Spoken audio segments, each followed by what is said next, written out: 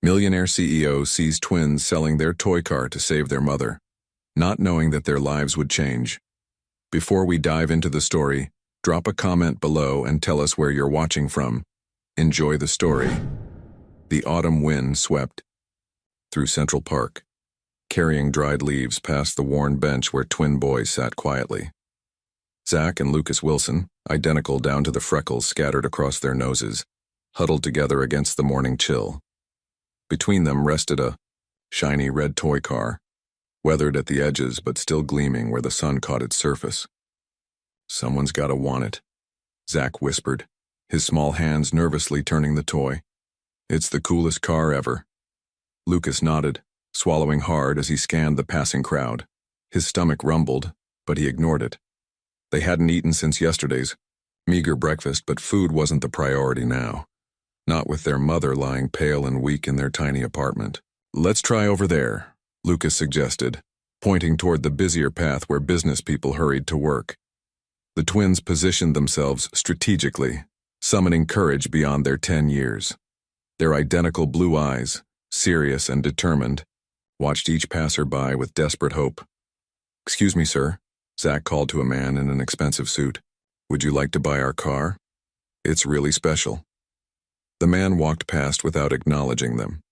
This pattern repeated throughout the morning, people rushing by, some offering pitying glances, others pretending not to see them at all.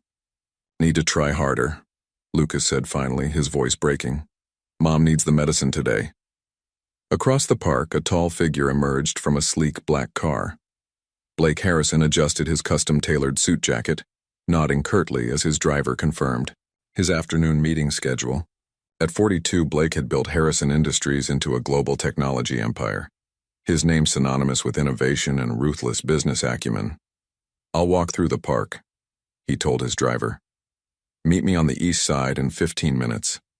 Blake moved with purpose, his expression neutral as he mentally reviewed quarterly projections. He barely registered the people around him until a small voice cut through his thoughts. "Sir? Would you buy our car, please?" Blake's stride faltered. Something in that voice, its desperate sincerity, made him stop. He turned to see twin boys looking up at him, identical faces pinched with anxiety. One held out a toy car like it. It was a precious artifact. "We're selling it," the boy continued. "It's really fast and the door's even open." Blake found himself staring at the twins, an unexpected tightness forming in his chest. Something about their earnest faces, the careful way they handled the toy, as if parting with a treasure, resonated with him in a way he couldn't explain. "How much?" Blake heard himself ask. The twins exchanged glances. "Whatever you can pay," the one holding the car answered. "We just need it for our mom. She's really sick." Blake's gaze lingered on the toy car. It was obviously cherished, clean, despite its age, with clear fingerprints showing where small hands had gripped it countless times. Without fully understanding why, he reached for his wallet and removed several large bills. "Here," he said, extending the money. "Will this help?" The boy's eyes widened at the amount, far more than they'd hoped for. Zach carefully placed the toy car in Blake's palm, his small fingers lingering for a moment before reluctantly pulling away. "Thank you, sir," Lucas said, his voice trembling with relief. "This will help our mom a lot." Blake pocketed the car, watching as the twins gripped the money tightly and hurried away. He should have continued his walk, returned to the day's agenda and forgotten this brief interaction.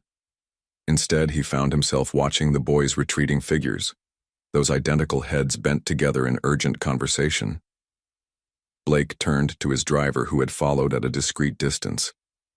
"Follow them," he said quietly, surprising himself with the command. "I want to see where they live." As his car moved slowly behind the hurrying twins, Blake stared at the toy car now resting in his hand.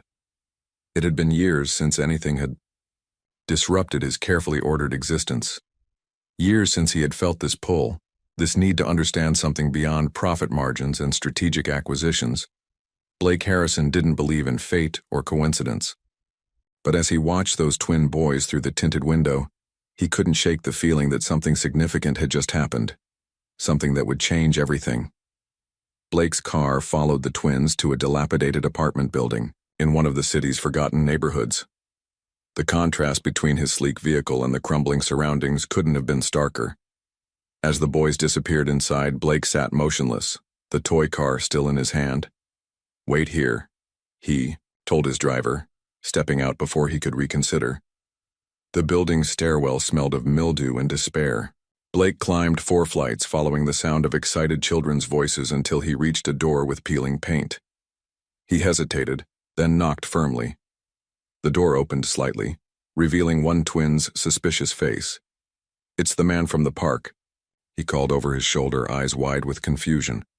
The door opened wider. Both boys stood there, uncertainty written across their identical faces. Behind them, Blake glimpsed a small, sparse apartment and the outline of a woman lying on a mattress. "Can I come in?" Blake asked. His usual commanding tone softened. After a moment's hesitation, the boys stepped aside. Inside, the apartment was clean despite its poverty. What struck Blake most was what was missing. No excess, no comforts, just bare necessities. "My mom's sleeping," one twin whispered. Lucas, Blake thought, though he wasn't certain. Catherine Wilson lay on a thin mattress, her breathing labored, skin ashen against the worn sheets. Even in illness, her resemblance to her son's was unmistakable. The same delicate features, though her once vibrant face was now hollow with suffering. "How long has she been like this?" Blake asked quietly. "Weeks," Zach answered, his small shoulders sagging. "She gets worse every day." Blake knelt beside the mattress, gently touching Catherine's arm. Her skin burned with fever. "She needs a hospital," he said decisively. "We don't have money," Lucas replied, his voice small. "That's why we were selling our car." Blake looked at the toy still in his pocket, then at the desperate faces of the twins. Something inside him, something he thought long buried, stirred to life. "I'll take care of it," he said firmly. The boys exchanged glances. "How will we ever pay you back?" Zach asked, clutching the money they'd earned. Blake's expression softened unexpectedly. "You already sold me your car, remember? Now it's my turn to help." Without waiting for their response, Blake lifted Catherine gently in his arms. She mumbled something incoherent, too weak to resist. The twins followed anxiously as Blake carried their mother down the stairs and into his waiting car. "Where are we going?" Lucas asked, holding his mother's limp hand. "To people who can help her," Blake answered, already dialing his phone. As the car pulled away, Blake found himself wondering what had possessed him to get involved. For years he'd built walls around himself, focused solely on his empire, avoiding anything that might reawaken the pain he'd buried so deeply. Yet something about these twins and their desperate situation had breached those defenses. Looking at their worried faces in the back seat, Blake understood with startling clarity that his carefully isolated life had just become irrevocably entangled with theirs. The emergency room doors slid open as Blake carried Catherine inside, the twins trailing anxiously behind. His commanding presence cut through the usual waiting procedures, and within minutes, doctors were examining Catherine while nurses guided the concerned boys to nearby chairs. "Severe dehydration, probable kidney failure," a doctor murmured, checking Catherine's vitals. "How long has she been like this?" "They say weeks," Blake replied, watching as the medical team worked with efficient urgency. "Will she recover?" The doctor's expression remained professionally neutral. "She needs immediate treatment. Are you family?" Blake hesitated only briefly. "Yes," he answered firmly, surprising himself with the conviction in his voice. Tests confirmed. The doctor's initial assessment: severe kidney disease requiring immediate dialysis. Blake authorized all necessary treatments without hesitation, signing forms and providing his insurance information as if he'd been caring for Catherine his entire life. Hours later, Blake found himself sitting between the exhausted twins in a quiet hospital corridor. The boys leaned against him, fighting sleep but losing the battle. Neither had left their mother's side until the doctors had insisted they step out during a procedure. Is Mom going to die? Lucas whispered, his small voice cracking. Blake looked down at the boy, seeing fear in those blue eyes that seemed far too wise for their years. No, he said with certainty. She's getting the best care possible now. But what happens after? Zach asked, equally concerned. We can't stay at the hospital forever. The question hung in the air. Blake had been so focused on getting Catherine treatment that he hadn't considered what would come next. The thought of sending these children back to that barren apartment while their mother recovered was unthinkable. You'll come stay with me, Blake heard himself say, the words forming before he'd fully considered them. Just until your mother is better. The twins exchanged doubtful glances. Your house must be really big, Lucas said after a moment, trying to imagine it. It is, Blake confirmed, feeling strangely self-conscious about his wealth for the first time in years. Plenty of room for both of you. When Catherine was finally stabilized and sleeping, a nurse approached with paperwork and questions about childcare arrangements. Blake smoothly took charge, explaining that the boys would be staying with him. His confident tone left no room for argument or suspicion. As they prepared to leave, Blake watched the twins say goodbye to their unconscious mother, each placing a gentle kiss on her forehead with a tenderness that tightened his chest. These children, who had every reason to be broken by circumstance, showed a resilience and love that stirred something long dormant within him. The drive to Blake's estate was silent, the twins pressed together in the back seat, occasionally whispering to each other as the city landscape gave way to manicured suburbs and eventually the private road leading to Blake's mansion. When the car stopped before the imposing structure, the boys' exhaustion momentarily lifted, replaced by awe at the sheer size of the house illuminated by subtle landscape lighting. You live here alone? Zach asked as they stepped out of the car. Blake nodded, suddenly seeing his home through their eyes, grand, impressive, and utterly empty of what truly mattered. Not tonight, he said quietly, leading them toward the massive front doors. Tonight, you're here too. Morning light streamed through tall windows as Zach and Lucas cautiously explored their temporary home. The mansion's grandeur overwhelmed them. Crystal chandeliers hanging from vaulted ceilings, artwork worth more than their entire life's possessions, and corridors leading to seemingly endless rooms. Do you think he has a pool? Lucas whispered, excitedly. Probably 3, Zach replied, running his hand along a marble banister. The boys had slept in a guest suite larger than their apartment, in beds so soft they'd felt like they were floating. Despite their concern for their mother, childish wonder temporarily overtook worry as they discovered each new corner of Blake's estate. Blake watched them from his study doorway, coffee in hand. He'd made several calls already, arranging for Catherine's continued treatment, postponing meetings, and instructing his housekeeper to purchase necessities for the twins. He couldn't explain his actions even to himself. The hospital called, Blake announced as the boys rounded a corner. Your mother is stable. She's responding well to treatment. Both faces lit up with identical expressions of relief. Can we see her today? Lucas asked hopefully. This afternoon, Blake promised. Have you eaten? The twins shook their heads. Blake led them to the kitchen, where his housekeeper, Mrs. Winters, had prepared breakfast. The woman raised an eyebrow at the unlikely houseguests, but said nothing, as she served plates piled with food. Eat, Blake instructed, checking his phone as messages accumulated. The boys needed no encouragement, devouring the meal with barely concealed desperation. Later, as Blake answered emails, he heard a commotion outside his study. You can't go in there, Mrs. Winters was saying firmly. Blake opened the door to find Zach attempting to peer around the housekeeper into a room at the end of the hall, a room Blake kept permanently locked. That door is always closed, Mrs. Winters explained apologetically. I tried to tell them. It's fine, Blake interrupted, his voice tight. To the twins, he added, that room is private, the rest of the house is yours to explore, but that room remains closed. Understood? Both boys nodded, chastened by his sudden coldness.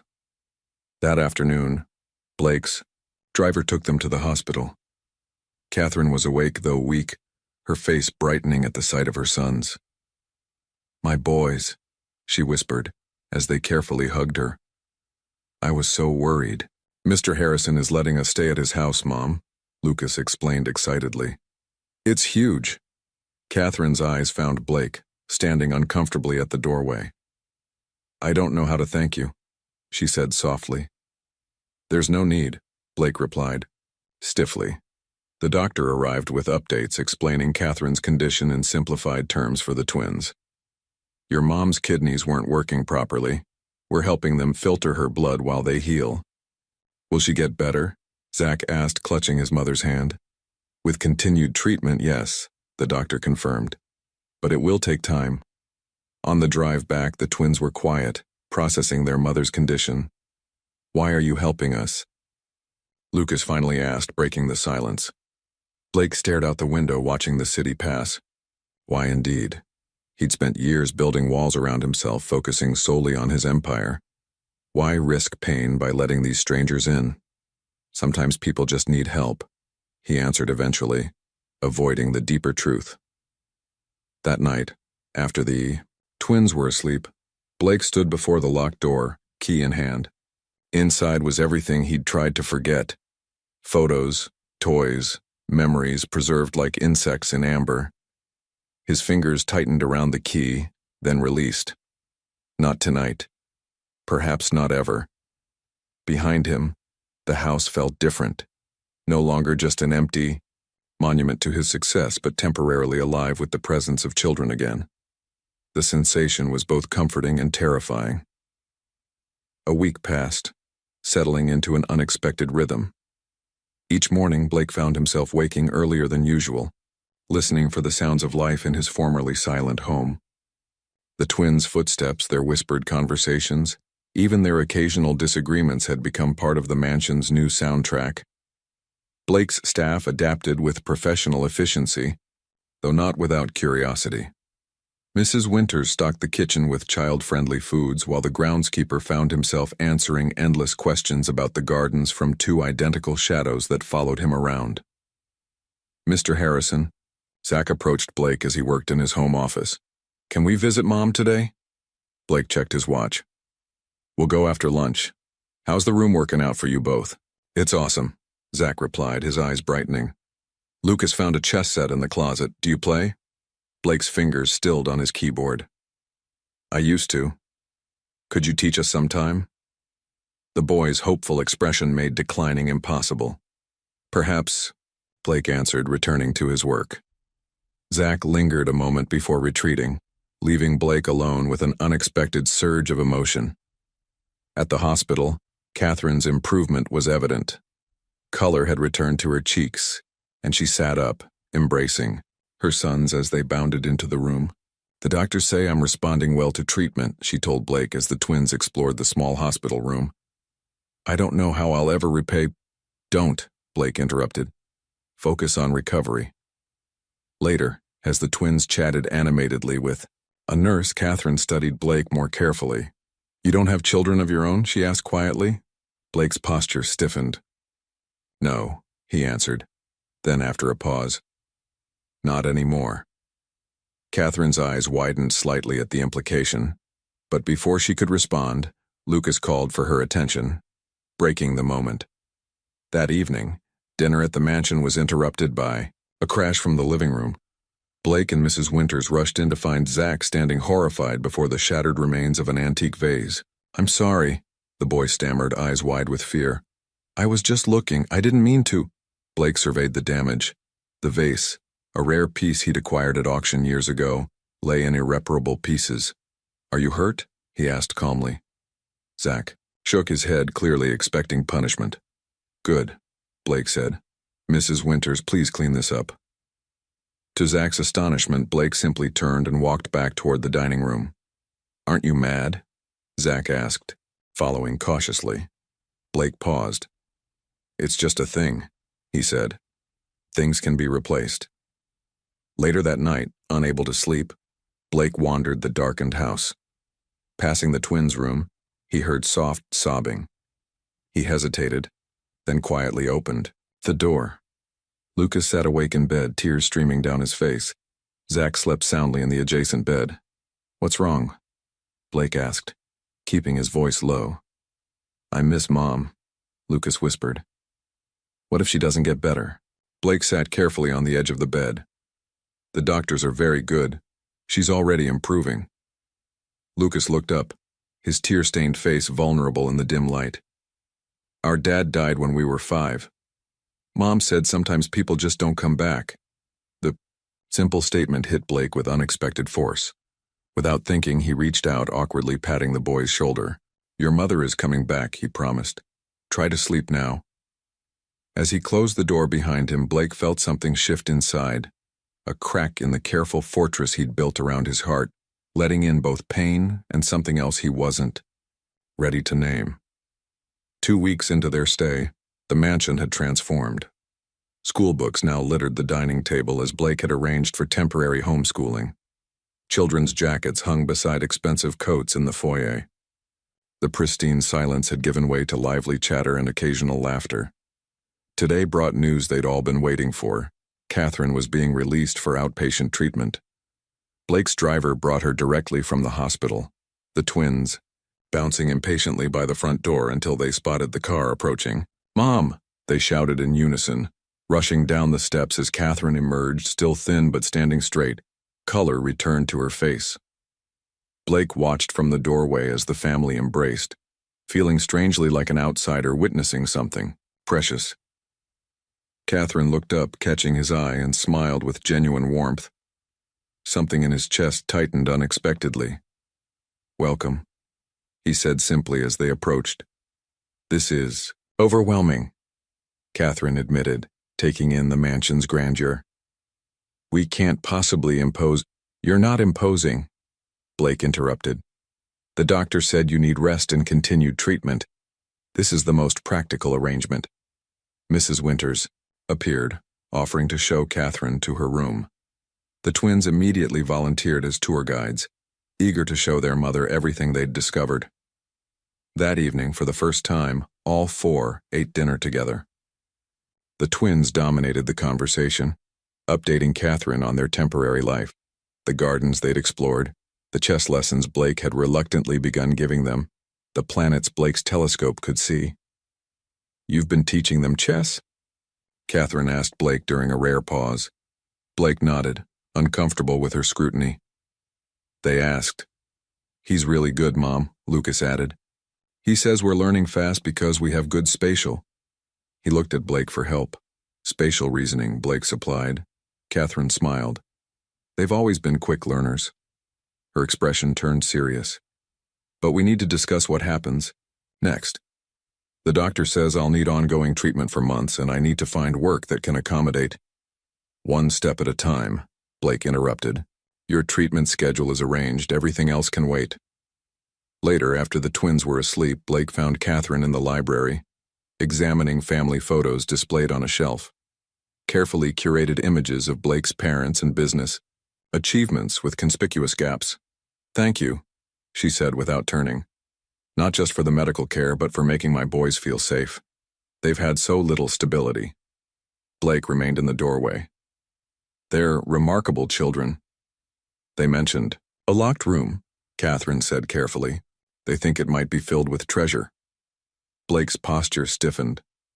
"Just storage," he lied. Catherine turned, studying him with gentle perception. "I understand privacy, Mr. Harrison.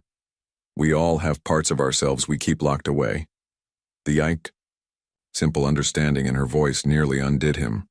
For years, colleagues and associates had tiptoed around his past, treating him like a ticking bomb. Catherine's straightforward acknowledgement was disarming. "Blake," he said suddenly. "Please call me Blake." She nodded. "Blake, then." An awkward silence fell between them, filled with unasked questions. "I should rest," Catherine finally said. "Good night, Blake." After she left, Blake poured himself a drink, contemplating how quickly these strangers had infiltrated his carefully constructed solitude. The most disturbing realization wasn't that he minded their presence, but that he was beginning to dread their eventual departure.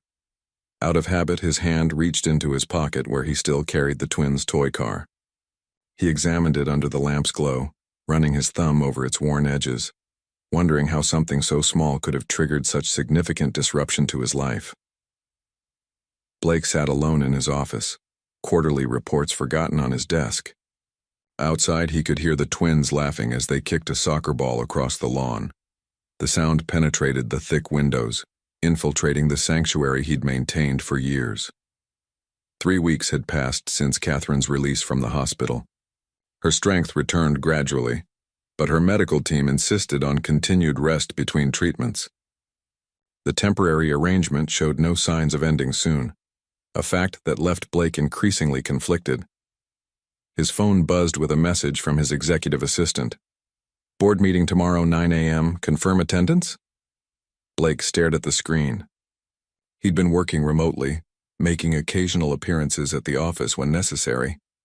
His absence had sparked rumors, which his team managed efficiently. Yet the truth, that he, Blake Harrison, ruthless business titan, was playing host to a struggling single mother and her twins, would be incomprehensible to his colleagues. "Confirmed," he typed, then set the phone aside. The office door opened, slowly, and Lucas peered in. "Mr. Blake? Mom said to tell you dinner's ready." Catherine had insisted on cooking whenever she felt strong enough. To earn her keep, she'd explained, despite Blake's protests. Her simple, home-cooked meals had become strangely meaningful, bringing them together around the dining table each evening. "I'll be right there," Blake replied. Lucas hesitated. "Can I ask you something?" Blake nodded, gesturing for the boy to enter. "Why do you always keep that toy car in your pocket? The one we sold you?" Blake's hand instinctively touched his jacket pocket where the small car indeed rested. He hadn't realized the boy had noticed. "I'm not sure," he answered honestly. Lucas approached, stopping respectfully before the desk. "It was our dad's. He gave it to us before he died." Blake felt a stab of guilt. "I didn't know. You should have it back." Lucas shook his head. "We sold it fair. Mom says a deal is a deal." He studied Blake curiously. "Did you have kids? Is that why you have that locked room?" The directness of the question knocked the air from Blake's lungs. In the corporate world, no one dared mention his past. So bluntly, "I did," he admitted, the words feeling foreign on his tongue. "A son." What happened to him? Blake should have shut down the conversation, changed the subject, maintained the walls he'd built. Instead, he heard himself answer, "There was an accident, a car accident. He and my wife were killed." Lucas absorbed this with solemn understanding beyond his years. "That's why you helped us, isn't it? Because we reminded you of him." Blake looked away, uncomfortable with the boy's perception. "Perhaps. Mom says people come into our lives for a reason," Lucas continued. "Maybe we came into yours to help you too." Before Blake could respond, Zach appeared at the door. "Come on. Mom made spaghetti." Lucas smiled and followed his brother. At the doorway, he turned back. "You should come too, Mr. Blake. It's better when we're all together." Dinner that night was animated, the twins recounting their soccer game while Catherine smiled at their enthusiasm. Blake observed quietly, struck by how the formal dining room, previously used only for rare business dinners, had transformed into a space of genuine warmth. "The boys tell me you have a board meeting tomorrow," Catherine said as the twins cleared the dishes, insisting on helping despite Mrs. Winter's presence. "Yes," Blake confirmed. "I should be back by evening." Catherine nodded. "We'll manage fine. It's good for you to return to normal life." But as Blake looked around the table, he realized with startling clarity that this improvised family dinner with people who had been strangers weeks ago felt more like normal life than anything he'd experienced in years. The realization terrified him. The board meeting dragged interminably. Blake found himself checking his watch repeatedly, his mind wandering to the mansion and its temporary residents. When his CFO asked about quarterly projections, Blake had to request the question be repeated, an unprecedented lapse in his legendary focus. "Everything all right, Blake?" his COO asked during a break, genuine concern in his voice. "Fine," Blake replied curtly. "Let's finish this." By the time he returned home, evening had fallen. The mansion was unusually quiet as he entered. Following the sound of hushed voices, he found Catherine in the twins' room, sitting beside Zach's bed. "What happened?" Blake asked, seeing the boy's flushed face. "Fever," Catherine explained, worry etched in her features. "It came on suddenly this afternoon." Zach managed a weak smile. "Hi, Mr. Blake." Lucas sat cross-legged on his own bed, watching his brother anxiously. "He threw up twice," he reported solemnly. Blake approached, noting Zach's glazed eyes and labored breathing. Without hesitation, he pulled out his phone and dialed his personal physician. "He'll be here in 20 minutes, Blake announced after a brief conversation. Catherine looked up, startled. "A house call? That's not necessary." "It is," Blake interrupted. "We don't know if this is related to your condition or something contagious. Better to be cautious." The doctor confirmed it was just a common virus, prescribing rest and fluids. Yet even after this reassurance, Blake found himself returning to check on Zach throughout the night, an inexplicable anxiety gripping him each time he walked away. During Selma's one such visit, he found Catherine asleep in the chair beside Zach's bed, her hand still resting on her son's forehead. In sleep, the strain of recent months showed plainly on her face. Blake quietly draped a blanket over her shoulders, then stood watching both mother and child, an unfamiliar ache spreading through his chest. The next morning, Zach's fever had broken. Blake canceled his meetings again, working from home while periodically checking on the boy's recovery. By afternoon, Zach was sitting up, sipping ginger ale while Lucas entertained him with exaggerated stories. "You didn't have to stay home," Catherine said, finding Blake in his study later. "We could have managed." Blake looked up from his laptop. "I wanted to be sure he was recovering." Catherine studied him with that perceptive gaze that always made him feel transparent. "You care about them." It wasn't a question. Blake closed his laptop, struggling with how to respond. "The boys have started calling you Mr. Blake instead of Mr. Harrison," she continued. "They've become attached to you." "And that concerns you," Blake surmised. Catherine sighed, sitting in the chair opposite his desk. "We can't stay here forever, Blake. Eventually I'll be well enough to work again, to provide for my sons properly. And then—" She left the sentence unfinished, but its conclusion hung heavily in the air. Then they would leave. Return to their own life. This temporary intersection would end. "My treatments are working better than expected," Catherine continued, softly. "The doctor says I might be ready for reduced sessions within a month. I've started looking at apartments we can afford." Blake felt something cold settle in his stomach. "There's no rush," he said, his voice uncharacteristically uncertain. "There is," Catherine countered gently. "The longer we stay, the harder it will be for all of us when we leave." Blake had no response. In business, he never hesitated, never showed uncertainty. But this wasn't business. This was something he'd deliberately avoided for years. Emotional entanglement, the risk of caring too deeply. "You've given us so much already," Catherine said, rising to leave. "We can't take advantage of your generosity forever." As she reached the door, Blake finally spoke. "And if I asked you to stay?" The question surprised them both. Catherine turned, her expression a complex mixture of emotions. "Why would you?" she asked softly. Blake had no answer, at least, none he was ready to voice aloud. That night, Blake stood before the locked door, key trembling slightly in his hand. For 5 years, he'd preserved this room exactly as it had been the day of the accident. Thomas's room, frozen in time, like a memorial. His conversation with Catherine echoed in his mind. "And if I asked you to stay?" The words had escaped before he could stop them, revealing more than he'd intended. With a deep breath, Blake inserted the key. The lock turned with a soft click that seemed to reverberate through the silent hallway. He pushed the door open slowly, dust particles dancing in the beam of light from the corridor. Everything remained as he'd left it. The blue walls covered with solar system decals, the bookshelf filled with adventure stories, The bed with its rumpled spaceship comforter that Mrs. Winters had been instructed never to touch. On the bedside table, a framed photo of Thomas with Blake and his wife, Sarah, all smiling on a beach vacation, their last together. Blake stepped inside, overwhelmed by memories. He picked up a toy car from the collection displayed on a shelf, identical to the one the twins had sold him. Thomas had loved cars too. Mr. Blake? He turned sharply. Lucas stood in the doorway, eyes wide with curiosity and uncertainty. "You shouldn't be here," Blake said, his voice hoarse. "I'm sorry," Lucas whispered. "I heard the door open." His gaze traveled around the room, understanding dawning on his young face. "This was your son's room."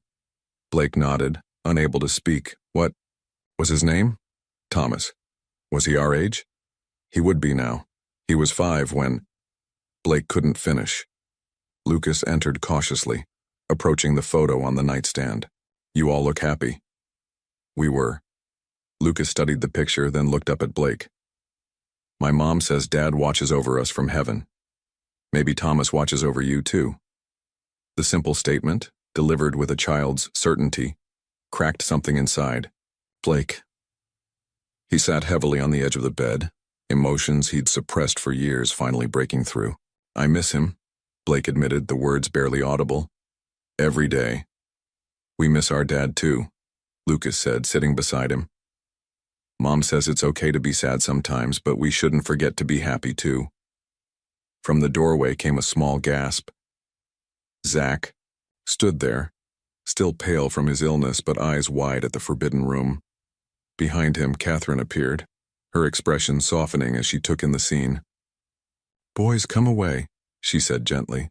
"This is private." "It's all right," Blake found himself saying. "They can come in." Zach approached cautiously, examining the room with quiet reverence. "Cool space lamp," he observed, pointing to a rocket-shaped nightlight. Thomas was afraid of the dark, Blake explained, surprising himself with how easily the words came now. "We bought this on his 5th birthday." Catherine remained in the doorway, watching as Blake began showing the twins Thomas's favorite, books and toys. Each object came with a story, memories Blake had locked away now flowing freely. The pain was still there, but somehow sharing it made it bearable. Later, after the twins had gone to bed, Catherine found Blake still in Thomas's room, sitting quietly. "I'm sorry they intruded," she said. "They're naturally curious." "Don't be," Blake replied. "It was time to open this door." Catherine leaned against the doorframe. "It's a beautiful room. He must have been a wonderful little boy." "He was." Blake looked up at her. "The accident was my fault. I was driving. A truck ran a red light. I survived. They didn't." Catherine crossed the room and sat beside him. "That's why you've isolated yourself all these years. You're punishing yourself." The simple truth of her assessment left him speechless. "Survivor's guilt is a terrible burden," she continued softly. "But living half a life doesn't honor their memory." Blake looked into her compassionate eyes and felt, for the first time in years, like someone truly saw him. Not the successful CEO, but the broken man beneath the perfect facade. "I don't know how to stop," he confessed. Catherine placed her hand over his. "Maybe you've already started." Spring arrived, bringing transformation to both the estate grounds and its inhabitants. The gardens Blake had maintained, but rarely enjoyed, now became a sanctuary where the twins explored daily. Catherine's health improved steadily, her face regaining its natural glow, her strength returning with each passing week. Most remarkably transformed, however, was Blake himself. The change happened gradually, so subtly that an outsider might not notice. But Catherine observed how his rigid posture softened when the boys entered a room, how genuine smiles occasionally replaced his customary stern expression. One sunny Saturday, Blake surprised everyone by canceling his usual weekend work session and suggesting they all visit the city's Natural History Museum. "Really?" Zach exclaimed, nearly dropping his cereal spoon. "The dinosaur exhibit just opened," Blake said casually. as if family outings were commonplace for him. Unless you'd prefer something else. Dinosaurs are perfect, Lucas confirmed enthusiastically. Catherine watched this exchange with quiet amazement. Are you sure, Blake? You usually work Saturdays. Work can wait, he replied, their eyes meeting briefly in shared understanding of how significant this statement was for a man who had built his life around his company. The museum trip marked a turning point. For the first time, they ventured out together beyond medical appointments, a visible unit that drew curious glances from museum staff who recognized the famous CEO, accompanied by a woman and identical boys. Blake, normally hyper-aware of public perception, seemed indifferent to the attention. Look, Mr. Blake, Zach called, pointing excitedly at a massive T-Rex skeleton. This one's even bigger than the model in your library. Blake found himself caught up in their enthusiasm, answering endless questions about prehistoric creatures with information gleaned from books he'd read to Thomas years ago. When Lucas took his hand to drag him toward the next exhibit, Blake didn't pull away, an instinctive acceptance of physical connection that would have been unthinkable months earlier. Watching from a bench while the three examined a fossil display, Catherine felt a complicated mixture of emotions. Blake had changed from intimidating benefactor to something else entirely, a man who genuinely cared for her sons, who had opened himself to connection despite his painful past.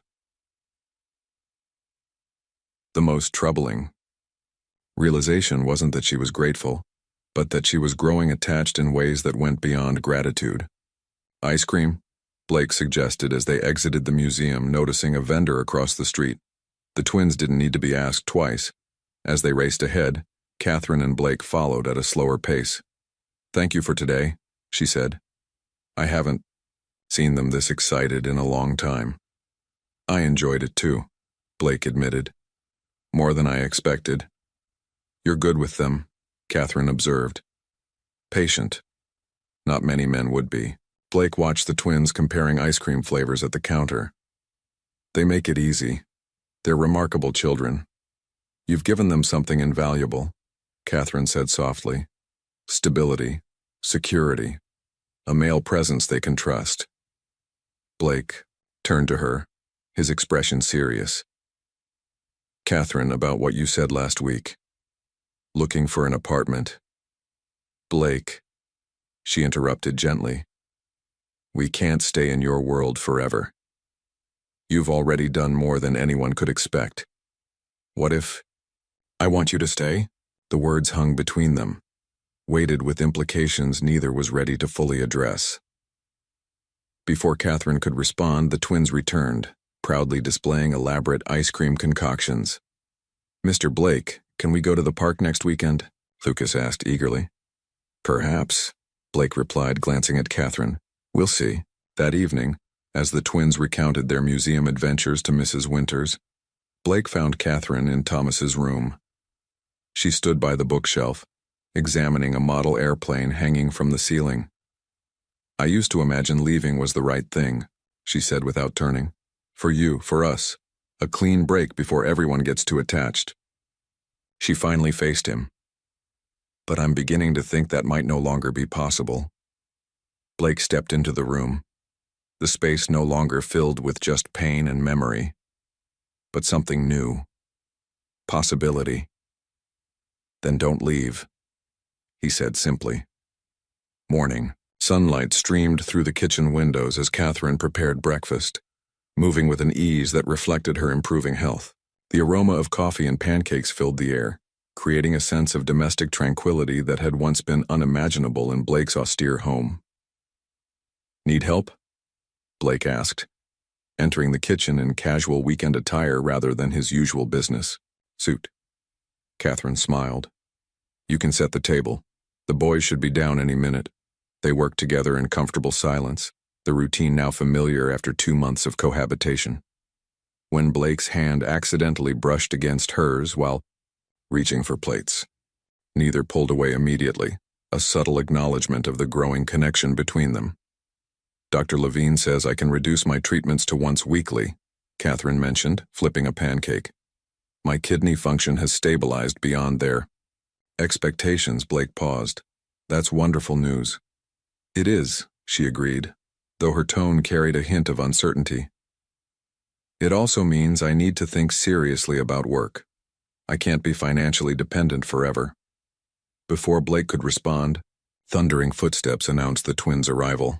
They burst into the kitchen already dressed for their Saturday baseball practice, another new addition to the household routine. "Mom! Mr. Blake!" Zach exclaimed. "Coach said I might pitch today." "And I'm playing first base," Lucas added proudly. Breakfast. Conversation centered on baseball strategy and team standings. The earlier tension momentarily set aside. Blake, who had never attended a sporting event that wasn't a corporate sponsorship opportunity, found himself genuinely invested in the twins' athletic progress. At the local field, Blake and Catherine sat together on aluminum bleachers, watching the boys warm up with their teammates. Several parents nodded respectfully toward Blake, though none approached. His reputation for privacy preceded him. "They've grown," Catherine observed.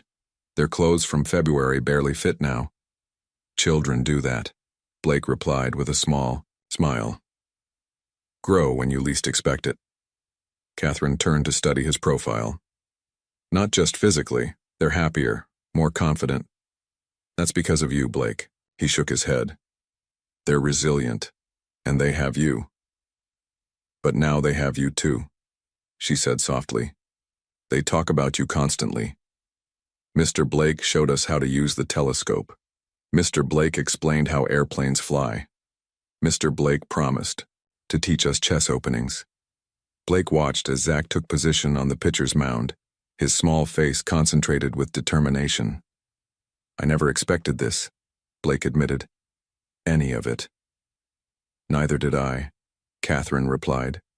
"When you appeared at our door that day, I thought you were just a wealthy man assuaging his conscience with charity. And now? Now I know better." Their eyes met, communicating more than words could express. The moment was interrupted by cheers as Zach struck out his first batter. Blake found himself on his feet, applauding more enthusiastically than he had for any business achievement. Later that evening, after the twins had gone to bed, Blake and Catherine sat on the terrace, the spring air mild and fragrant with blooming flowers. Between them rested the real estate listings Catherine had been discreetly researching. "These are all too far from your treatments," Blake observed, examining the circled apartments. "They're what I can afford," Catherine replied pragmatically. "I've applied for administrative positions that would accommodate my medical schedule." Blake set the papers aside. "There's another option." "Blake, hear me out," he interrupted, gently.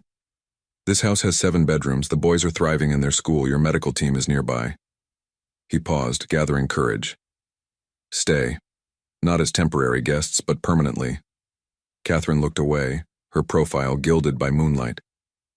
"People would talk. They'd say I manipulated you, that the boys and I are taking advantage." "Let them talk," Blake said with sudden fierceness. "I've spent 5 years making decisions based on what others might think, on maintaining perfect control. I'm tired of it." "What exactly are you proposing?" Catherine asked, her voice barely above a whisper. Blake reached across the table, taking her hand. "I'm proposing we stop pretending this is temporary, that we acknowledge whatever this is between us deserves a chance." He squeezed her hand gently. "I'm not asking for immediate answers. Just don't leave yet." Catherine's eyes glistened in the dim light. "I'm afraid," she admitted. "Not of you, but of hoping again, of letting the boys hope." "I'm afraid too," Blake confessed.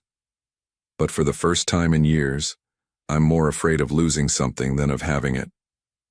As the night deepened around them, neither moved to break the connection of their intertwined hands, a silent agreement to face their fears together. Summer arrived in full splendor, transforming the estate's formal gardens into a playground, where the twins spent endless hours exploring, building forts, and occasionally helping the amused groundskeeper with simple tasks. The mansion itself had undergone a more subtle transformation. Children's artwork now adorned the refrigerator, colorful sneakers cluttered the entryway, and laughter echoed through previously silent corridors. 3 months had passed since Blake's proposition on the terrace. Catherine had neither accepted nor rejected his offer of permanence, but they had fallen into a comfortable rhythm that felt increasingly like family life. "Mom, Mr. Blake, look what we found," Lucas called one Saturday morning, bursting into the breakfast room where Blake and Catherine were quietly enjoying coffee. Both boys appeared, muddy and triumphant, holding a small turtle between them. "He was by the pond," Zach explained excitedly. "Can we keep him, please?" Blake glanced at Catherine, who raised an eyebrow in silent communication. Their newfound ability to converse without words, one of many developments in their evolving relationship. "A turtle requires proper care," Blake replied thoughtfully. "Perhaps we should research what he needs first." "We could build him a habitat," Lucas suggested. "Mr. Blake, you said you had building supplies in the garage, right?" "I did," Blake confirmed, surprising himself with how naturally he now included the boys in his plans and possessions. Catherine watched this exchange with a gentle smile. "Wash up first, then we can look up turtle care online." The boys dashed off, leaving muddy footprints that would have once horrified Blake but now barely registered. "You realize this means we'll be constructing a turtle paradise this afternoon," Catherine said with amusement. "I've negotiated billion-dollar contracts," Blake replied dryly. "I suspect I can handle turtle architecture." Their laughter mingled easily, a sound that had become increasingly common. The day unfolded in domestic harmony, researching turtle habitats online, gathering supplies, and working together in the garden to create a suitable home for the reptilian visitor. Blake, who once delegated every task to staff, found himself kneeling in dirt, patiently explaining to the twins how to create proper drainage for their habitat. Mrs. Winters, bringing lemonade to the garden, paused to observe her employer, the formidable CEO now sporting dirt-smudged khakis and a relaxed smile as he worked alongside the boys. The housekeeper exchanged a knowing glance with Catherine, both women silently acknowledging the transformation. That evening, after tucking the twins into bed, another ritual Blake had gradually joined. He and Catherine settled in the library, with glasses of wine. "The turtle habitat is quite impressive," Catherine commented, curling comfortably into a corner of the sofa. "You've missed your calling as an environmental engineer." Blake smiled, his posture more relaxed than she'd ever seen in their early days. "The board would be shocked to see me covered in mud and pond water." "Your company has been patient with your reduced schedule," Catherine observed. "The benefits of being the founder," Blake replied, "though my executive team has handled things admirably in my partial absence." A comfortable silence settled between them, broken only by the ticking of the antique clock and the distant sounds of the house settling. "I received a job offer today," Catherine said finally. "Administrative director at a nonprofit. The salary is modest but adequate, and they're willing to accommodate my treatment schedule." Blake set down his wine glass carefully. "Congratulations," he said, his tone measured. "When would you start?" "I haven't accepted yet," Catherine replied, watching his expression. "It would mean decisions about other matters." The unspoken question hung between them. Would accepting the job mean leaving the estate, ending this careful dance they'd been performing? "Blake," Catherine continued softly, "we've lived in this beautiful limbo for months now. The boys consider this home. They consider you." She hesitated. "Family?" Blake supplied, his voice carrying a hint of vulnerability rarely revealed. Catherine nodded. "They've grown to love you. And I—" She stopped, suddenly uncertain. Blake moved closer on the sofa, taking her hand. "And you?" Catherine met his gaze directly. "I've grown to love the man behind the fortress, the man who builds turtle habitats and cheers at Little League games, the man who opened locked doors." Blake's thumb traced circles on her palm. "I never expected to feel this way again," he admitted. "After losing Sarah and Thomas, I convinced myself it was safer to feel nothing. And now?" Catherine prompted gently. "Now I find myself terrified by how much I have to lose," Blake confessed. how essential you and the boys have become to my life. Catherine leaned forward until their foreheads touched. Then ask us to stay, she whispered. Not as guests or charity cases. Ask us properly. Blake sat in his office the following morning, staring at the small velvet box on his desk. The antique ring inside, his grandmother's, had been in a safe deposit box for years. He'd retrieved it yesterday after his conversation with Catherine, his mind racing with possibilities. Ask us properly, she had said. The words echoed in his mind, both thrilling and terrifying. Blake Harrison, who made multi-million-dollar decisions daily without hesitation, found himself paralyzed by uncertainty. A gentle knock interrupted his thoughts. Mr. Blake. Lucas peered around the door. Mom said to tell you lunch is ready. I'll be right there, Blake replied, quickly slipping the ring box into his desk drawer. Lucas lingered. Are you okay? You look worried. Blake managed a smile. Just thinking about some important decisions. About us staying? Lucas asked with startling directness. Zach and I want to stay. Forever. Blake's breath caught. You do? Lucas nodded solemnly. Mom's happier here, and you're happier with us, we can tell. You're very perceptive, Blake observed. The boy shrugged. Twins notice things. He hesitated, then added, Mom loves you, you know. She smiles different when you're around. Before Blake could respond, Lucas disappeared down the hallway, leaving him stunned by the simple wisdom of a 10-year-old. At lunch, Blake found himself studying Catherine across the table as she laughed at something Zach said. She caught his gaze and smiled, that special smile Lucas had mentioned, sending warmth spreading through his chest. I thought we might visit the lake this afternoon, Blake suggested as they finished eating. The weather's perfect for it. The twins cheered their approval. Blake's estate included a small private lake, complete with a boathouse and dock, which had become a favorite spot during the summer heat. Hours later, as the sun began its descent, Catherine and Blake sat on the dock watching the twins splash in the shallows. A comfortable silence stretched between them, broken only by the boys' laughter and the occasional call of birds. I spoke with the nonprofit director this morning, Catherine said finally. I asked for a few more days to consider their offer. Blake nodded, his fingers unconsciously touching the ring box in his pocket. What's holding you back? Catherine turned to face him fully. You know exactly what's holding me back, Blake. The same thing that's had you distracted all day. Her expression softened. Whatever you're wrestling with, just say it. Blake took a deep breath. When I bought that toy car from the boys, I never imagined where it would lead. I was empty, functioning but not living. He gazed out at the twins. Then suddenly my house was full of noise and chaos and life again. It wasn't just charity, was it? Catherine asked quietly. Even at the beginning. Blake shook his head. I told myself it was, that I was just helping because I could. But from that first day, seeing those twin boys trying so desperately to save their mother, he met her eyes. They reminded me of Thomas, but they also reminded me of what it meant to care deeply about something beyond myself. Catherine reached for his hand. And now?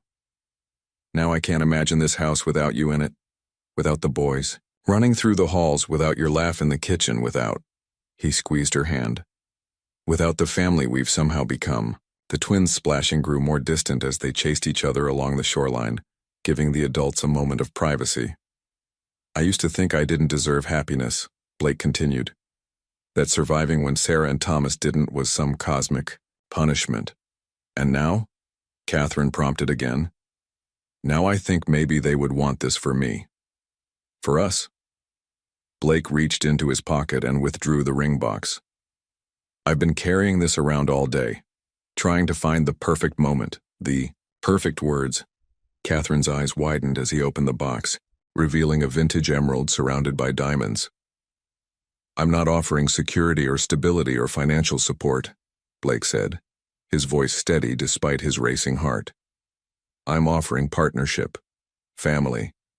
A life together that honors both our pasts, but isn't defined by them. He took her hand. Catherine Wilson, will you and your remarkable sons make this house a home permanently? Will you marry me? Catherine's eyes filled with tears. For a moment that stretched eternally, she simply looked at him, her expression unreadable. Then, slowly, she nodded. Yes, she whispered. Yes, we'll stay. Yes, I'll marry you. Blake slipped the ring onto her finger with trembling hands, then pulled her close. Their kiss was gentle at first, then deepened with the promise of shared futures and healing hearts. They broke apart at the sound of approaching footsteps. The twins ran toward them, dripping wet and curious. What's happening? Zach asked, noticing his mother's tears and Blake's uncharacteristically emotional expression. Catherine extended her hand, showing them the ring. Mr. Blake has asked us to stay, permanently, as a family. The boys stared at the ring, then at the adults, processing this information. Does that mean you're getting married? Lucas asked cautiously. Blake nodded. If that's all right with you? Both. The twins exchanged one of their silent communications, then broke into identical grins. Does this mean we can call you Dad? Zach asked boldly. The question hit Blake with unexpected force. He had been prepared for hesitation, for a gradual transition. Instead, these remarkable boys offered immediate acceptance, a gift he never thought he'd receive again. I would be honored, Blake said, his voice rough with emotion. But only when you're ready. The twins launched themselves forward, wrapping their arms around both adults in an enthusiastic group hug that nearly toppled everyone into the lake. Laughter and tears mingled as the newly defined family held each other close, the setting sun casting them in golden light. Later that night, as the twins slept and Catherine admired her ring in the moonlight streaming through their bedroom window, Blake found himself thinking of Thomas. For the first time, the memory brought bittersweet joy rather than crushing pain, the sense that his son would approve of the family his father had found. In his pocket, Blake still carried the twins' toy car, now a talisman of unexpected beginnings, rather than painful endings. Blake Harrison, once known only for his business acumen and reclusive nature, now found himself the subject of different kinds of whispers as he, Catherine, and the twins entered the charity gala. 6 months had passed since his proposal by the lake. The announcement of their engagement had created ripples throughout Boston's elite circles. Blake, called Richard Thornton, chairman of Blake's board. We were beginning to think you'd become entirely domestic these days. Blake guided Catherine forward, his hand resting lightly at the small of her back. Richard, I'd like you to meet my fiancée, Catherine Wilson. Catherine, elegant in a midnight blue gown that complemented the emerald on her finger, extended, her hand with quiet confidence. It's a pleasure to meet you, Mr. Thornton. Blake speaks highly of your business partnership. Richard's expression betrayed momentary surprise before he recovered his polished charm. The pleasure is mine. Blake has been different these past months, happier. Now I understand why. As they moved through the crowded ballroom, Blake introduced Catherine to colleagues and business associates. Some responded with genuine warmth, others with barely concealed curiosity about the woman who had captured the heart of Boston's most eligible widower. They're wondering what my angle is, Catherine murmured as they stepped onto the dance floor. The single mother who somehow ensnared the billionaire.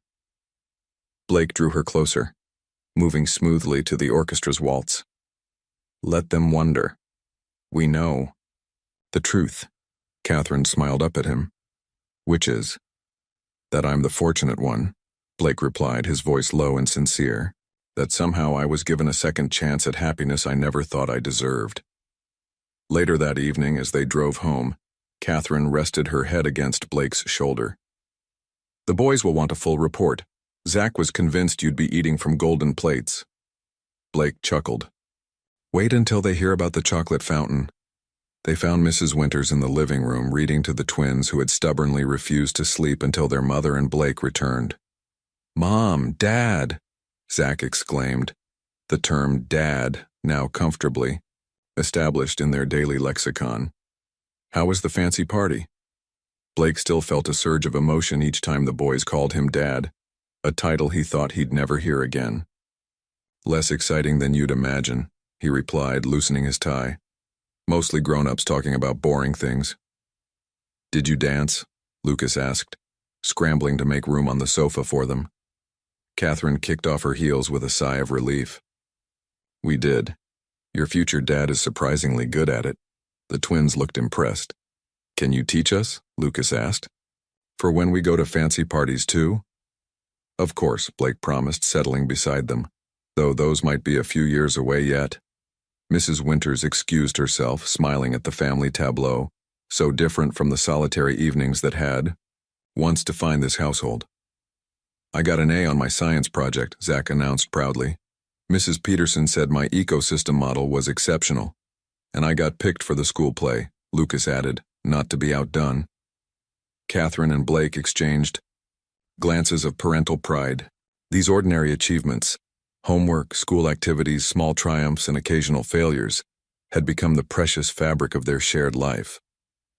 Later, after the twins had finally been persuaded to bed, Blake and Catherine stood in the doorway of Thomas's room, now a memorial space where photographs of both their past and present families shared space. Blake had suggested converting it to a proper bedroom for one of the twins, but Catherine had insisted otherwise. He's part of our family story too, she'd said. We don't erase the past. We build on it. Now, as wedding plans progressed and their lives intertwined more completely, Blake realized how right she had been. The room had transformed from a shrine to grief into a bridge between past and future, much like Blake himself. 3 weeks until the wedding, Catherine said softly, leaning against him. Having second thoughts? Blake pulled her close. Only about letting the twins be in charge of the rings. I'm envisioning a dramatic chase scene mid-ceremony, Catherine laughed. They promised to be on their best behavior, and Mrs. Winters threatened to withhold dessert for a month if they misbehave. Powerful incentive, Blake agreed, turning off the light as they left the room. Though I wouldn't care if the entire ceremony descended into chaos. As long as at the end of it you're my wife and we're officially a family. Catherine kissed him softly. We already are, Blake. The wedding just makes it official. The garden radiated with springtime glory. Roses climbed trellises, cherry blossoms carpeted pathways, and sunlight dappled the assembled guests. 1 year to the day since Blake's proposal, family and close friends gathered to witness not a wedding, but a renewal of vows. Catherine, radiant in ivory lace, stood opposite Blake beneath an arch of flowers. Between them stood Zach and Lucas, handsome in matching suits, eyes bright with joy as they held the velvet cushions bearing rings. 1 year ago, the officiant began, these 4 souls officially became a family. Today they celebrate that journey and renew their promises. Blake gazed at Catherine, still amazed by the miracle of her presence in his life. When I met 2 determined boys selling a toy car, I never imagined they would lead me back to life, he said, voice steady with certainty. You and the boys, healed wounds I thought permanent. You turned my house back into a home. Catherine squeezed his hands. You saved us in every way a family can be saved. But more importantly, you loved us not out of obligation but with your whole heart. The twins presented the rings with perfect solemnity. As Blake slipped the band onto Catherine's finger, he noted the engraving inside. Second chances. Life had come full circle. What began with a small red toy car had transformed into something beautiful and enduring, proof that even the most wounded hearts could find healing through love's unexpected pathways.